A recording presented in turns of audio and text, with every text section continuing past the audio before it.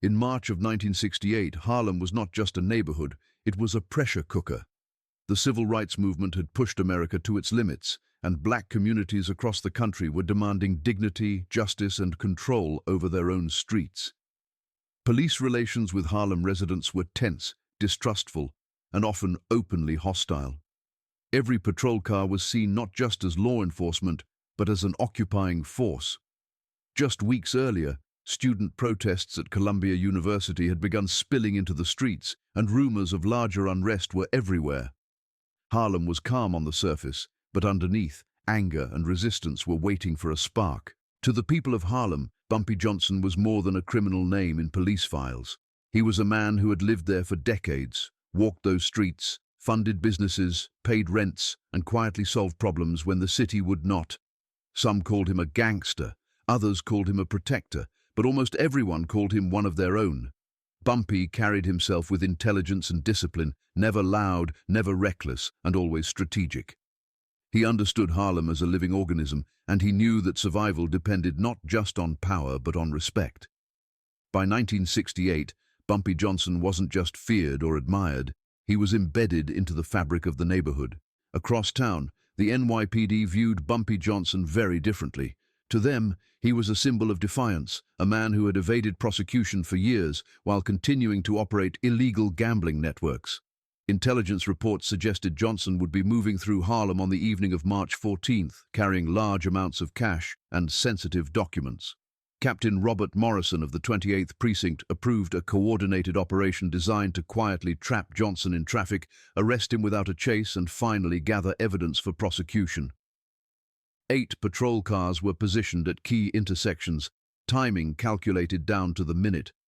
From the police perspective, it was a clean plan with no room for failure. Behind the wheel that night was William "Quick" Davis, a driver whose nickname wasn't a joke or exaggeration. Davis had grown up on Harlem streets, memorizing alleyways, shortcuts, and traffic patterns the way other men memorized phone numbers. He wasn't reckless, he was precise, calm under pressure, and trusted by Johnson with his life. Shortly before 6:47 p.m., Johnson's midnight blue Cadillac Eldorado turned toward Harlem's main artery, unaware of the net tightening around it. As the car rolled forward, blending into evening traffic, its tires crossed onto 125th Street, and at that exact moment, the trap began to close. The evening traffic on 125th Street was heavy but steady, the kind of rhythm Harlem had known for decades. Shops were closing, restaurants were filling, and hundreds of pedestrians lined the sidewalks as spring air began to settle over the neighborhood. To most people, it felt like an ordinary Thursday evening, but beneath that normal movement, something was wrong. Unseen by the crowd, police cars were positioned at key intersections, engines idling, officers waiting for a signal. 8 NYPD patrol cars had been quietly staged to create a moving box with no clear exit. From behind the wheel, William "Quick" Davis felt it before he fully saw it. Years of driving Harlem streets had trained his instincts to notice patterns that didn't belong. As the Cadillac rolled forward, Davis saw 2 patrol cars at 7th Avenue suddenly angle sideways, blocking both lanes. Almost at the same moment, his rear-view mirror filled with flashing lights as 2 more cars at Lenox Avenue turned to cut off any retreat. Side streets that should have been open were suddenly clogged with police vehicles sitting at odd angles. In seconds, what had looked like normal traffic revealed itself as a coordinated trap. Witnesses on the sidewalks later described the strange silence that followed the realization. The hum of traffic was interrupted by the whine of sirens powering up and radios crackling through open windows. Pedestrians stopped walking, sensing something serious unfolding in front of them. Store owners leaned out of doorways, watching police cars lock into position with mechanical precision. Some residents immediately recognized the midnight blue Cadillac and understood who was inside. Others only knew that the police were surrounding someone important. Inside the car, the tension rose sharply, but panic never arrived. Davis tightened his grip on the steering wheel, scanning mirrors, side streets, and intersections all at once. Every option he checked closed itself immediately. Forward was blocked, backward was blocked, and the side streets were sealed. 8 patrol cars, nearly 20 officers, all focused on one vehicle in the middle of Harlem. Davis knew the situation was bad, but before he could speak, Bumpy Johnson leaned forward from the back seat. His voice was calm, steady, almost conversational, cutting through the chaos. "Quick, you earned your nickname for a reason." Those words weren't shouted, and they weren't desperate. They were a reminder, a signal that this moment required action, not fear. Davis understood instantly that stopping meant arrest and possibly worse. He glanced toward the sidewalks, toward the crowds, toward the narrow spaces the police couldn't easily control. In that split second, a decision formed, dangerous and unthinkable, but necessary. Instead of aiming for the open road, Davis turned the wheel toward the curb, and the Cadillac surged forward, climbing out of the street and onto the sidewalk. The moment the Cadillac jumped the curb, time seemed to fracture. A 5,000-pound car surged onto a crowded Harlem sidewalk at nearly 45 miles per hour. Pedestrians froze for a split second, unable to process what they were seeing, before instinct took over. People screamed, dove, ran, and scattered in every direction as the car bore down on them. Vendors abandoned carts, newspaper stands toppled, and bodies pressed flat against storefront walls. The sound of the horn blared non-stop, a desperate warning cutting through the chaos. Miraculously, inches became the difference between survival and death. Witnesses would later swear it should have been impossible for no one to be killed. The Cadillac missed people by the width of hands, coats brushing past mirrors, shoes scraping against tires, yet somehow everyone moved just in time. William "Quick" Davis never lifted his foot, never hesitated, and never lost control. His eyes were locked forward, calculating distance, speed, and movement in fractions of a second. This wasn't reckless driving, it was controlled violence against the limits of space. After roughly 150 feet on the sidewalk, Davis saw what only a Harlem driver would know to look for. A narrow alley wedged between two brick buildings, barely wide enough for the Cadillac to fit. Without slowing, Davis snapped the wheel and plunged into the alley at nearly 40 miles per hour. Brick scraped against steel, sparks erupted, and the scream of tearing metal echoed like gunfire. The Cadillac squeezed through with less than 2 feet of clearance on either side.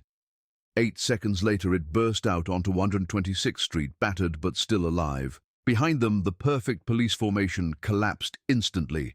Officers jumped back into cars, radios exploded with overlapping voices, and commands were shouted without coordination. None of the patrol cars could follow onto the sidewalk, and none could fit through the alley. The trap that had taken 20 minutes to set was destroyed in less than 10 seconds.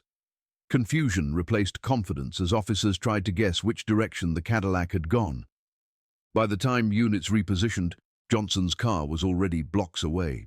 3 patrol cars eventually found the route and gave chase on 126th Street. Sirens wailed as the Cadillac accelerated to speeds that felt suicidal on a narrow city road. Davis weaved through traffic with surgical precision, missing oncoming vehicles by inches. Red lights meant nothing, intersections blurred, and brakes screamed under impossible strain. Drivers slammed to a stop, horns blasted, and chaos spread outward like a shockwave. Anyone watching knew they were witnessing something unnatural. At 7th Avenue, Davis made a turn so sharp it defied physics. Tires screamed, smoke poured from the wheel wells, and the Cadillac lifted onto 2 wheels before slamming back down. Gasps erupted from the crowd as people braced for a rollover that never came. Davis rode the edge of disaster and pulled it back with perfect control. 2 police cars tried to match the maneuver and failed instantly. One spun completely out of control and smashed into a parked truck. Another skidded straight into a traffic pole, crumpling its front end. Only 1 patrol car remained in pursuit. As sirens echoed through the streets, something shifted in Harlem's atmosphere. People weren't just watching anymore. They were recognizing the car, recognizing the driver's skill, and recognizing who sat calmly in the back seat. Windows opened, doors flew wide, and heads leaned out from every direction. Word spread faster than police radios could keep up. Bumpy Johnson was running, and Harlem understood exactly what was happening. As the sirens echoed deeper into Harlem, something extraordinary began to happen. This was no longer just a police chase. It became a signal, a sound that pulled people out of apartments, stores, churches, and bars. Men leaned out of windows, women stepped into doorways, and teenagers gathered on corners, all asking the same question: who are they chasing? When the answer spread, the mood changed instantly. Bumpy Johnson was running, and Harlem decided it wasn't going to stay neutral. Residents began stepping deliberately into intersections as police cars approached. Not running, not panicking, just walking slowly enough to force officers to brake. Mothers pushed strollers into crosswalks, elders crossed streets at their own pace, daring police to move faster. Officers couldn't accelerate without risking civilian lives, and everyone knew it. Each hesitation gave the Cadillac more distance, more breathing room, more time. Harlem had found its leverage, and it used it without a word spoken. Further down the streets, the resistance became more physical. Garbage cans were dragged into intersections and tipped over, spilling refuse across the pavement. Broken furniture appeared from nowhere, shoved into the path of pursuing patrol cars. A stalled vehicle was suddenly pushed sideways to block an avenue just long enough to force a detour. None of it was coordinated, yet all of it worked. The neighborhood moved as if guided by instinct, each person understanding their role without instruction. On corners, residents became lookouts. As the Cadillac passed, hands waved and fingers pointed, silently directing Davis toward open streets and away from police positioning ahead. Some ran alongside the car for half a block, shouting which way to turn and which streets were already blocked. Others waited for police cars and pointed deliberately in the wrong direction, sending officers racing down empty streets. Confusion spread faster than sirens could cut through it. Harlem was rewriting the map in real time. Witnesses would later describe the feeling as electric. A mix of fear, excitement, and pride pulsed through the streets. People who had never spoken to each other before exchanged looks of understanding. This wasn't about crime, it wasn't about legality, it was about control. For once, the police weren't dictating movement, speed, or authority. Harlem was. Reverend James Thompson watched from the steps of his church as police cars struggled to advance. He later said the neighborhood felt united in a way he had never seen before. Nobody told anyone what to do, he recalled. People just knew. This was our neighborhood, and the police weren't going to take one of ours without resistance. His voice cracked when he spoke about elders risking arrest just by standing in the street. As the chase circled back through familiar blocks, the crowds grew thicker.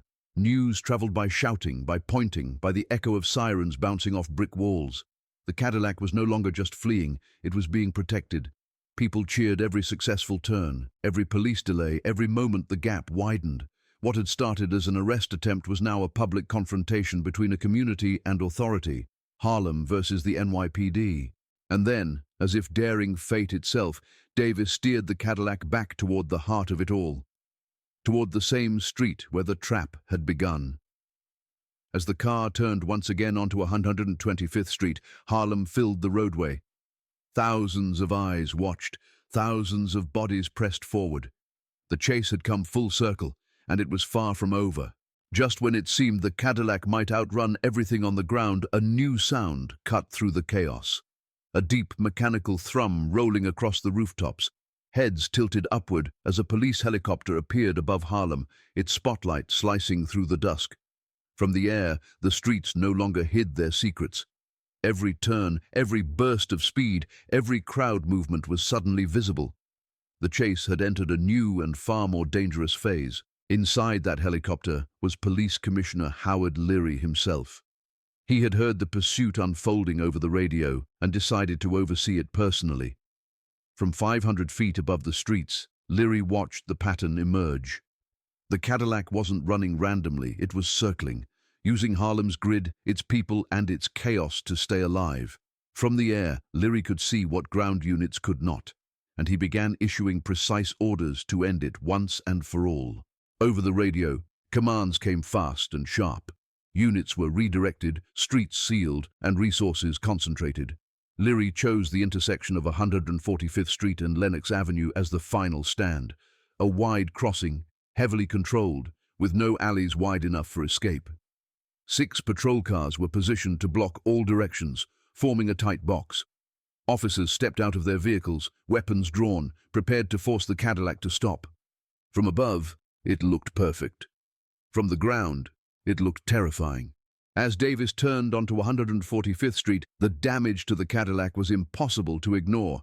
Smoke poured from beneath the hood, the engine screamed in protest, and the front end rattled violently. Tires were shredded from punishment they were never meant to endure. The car was wounded, slowing, and visibly dying. Every instinct told Davis this was the end. He eased off the accelerator, preparing himself for arrest, maybe worse. That was when Bumpy Johnson leaned forward again, calm as ever, voice steady despite the guns waiting ahead. "Quick, there's only one way out." Davis listened, eyes locked on the blockade forming in the distance. Johnson finished quietly, without drama or fear. "Straight through. Use their hesitation."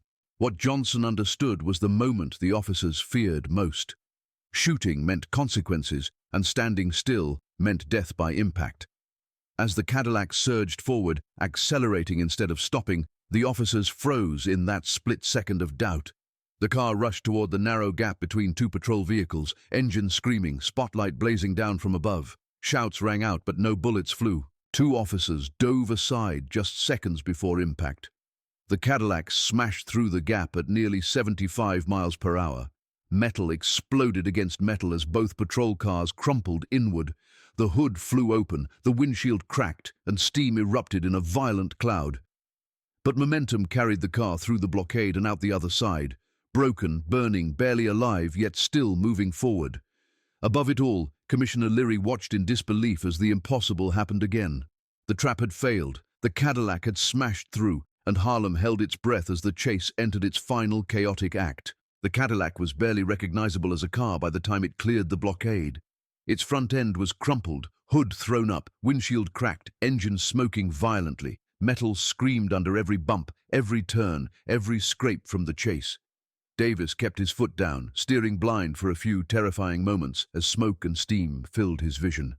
Harlem's streets were still alive with noise and chaos, but now there was a sense of disbelief among the crowds. Harlem residents, sensing the Cadillac was no longer fully operable, began to act with instinctive precision. Dozens of dark-colored cars, similar in make and color to Johnson's Cadillac, began appearing on streets, weaving through traffic, honking and confusing pursuing officers. Every turn, every block created multiple possibilities for where Johnson might be hiding. To police on the ground and in the helicopter, the chase had multiplied into impossible numbers. Davis, seeing a narrow alley on 147th Street, eased the Cadillac in, slipping between buildings just wide enough for the battered car. Within 30 seconds, a plain brown Chevrolet pulled into the same alley. Johnson and Davis transferred themselves silently, quickly, and efficiently, leaving the destroyed Cadillac behind. Residents helped cover the wreck with tarps and garbage, obscuring it from the police helicopter above. In minutes, the car was hidden, and so was Johnson. As the Chevrolet slipped south through Harlem streets, residents created human shields around it. People stepped into intersections, waved at police units approaching, and guided the new vehicle safely through blocks that had just been filled with chaos. Horns blared, shouts echoed, and confusion multiplied as officers struggled to identify which car was carrying the man they had chased for nearly 47 minutes. From above, Commissioner Leary could see movement, but not clarity. Multiple vehicles, moving crowds, and street obstacles made the Cadillac's replacement impossible to track. Radios were filled with reports of sightings, but none were confirmed. Johnson, for all intents and purposes, had disappeared into the fabric of Harlem. By 7:31 p.m., after nearly 44 minutes of pursuit, the NYPD had no choice. The helicopter was low on fuel, ground units were exhausted and scattered, and the streets were swarming with residents. Commissioner Leary made the difficult decision over the radio. Terminate pursuit. Subject has evaded capture. All units return to precinct. The chase that had begun with precision, intelligence, and overwhelming force ended in silence, confusion, and a hard-earned escape. Harlem erupted quietly but with unmistakable pride. The community had protected one of its own, outsmarted law enforcement, and watched an impossible feat unfold. Johnson, his driver, and the neighborhood had turned 47 minutes of danger into a legend that would never be forgotten. When the dust finally settled, the streets of Harlem bore the scars of the chase. 3 NYPD patrol cars were destroyed, one smashed into a delivery truck, another into a traffic pole, and the third crumpled when Johnson's Cadillac tore through the blockade. The Cadillac itself was a mangled wreck, front end crushed, hood blocking the driver's view, tires shredded and body scratched from alley walls. Estimates put total damages at around $75,000.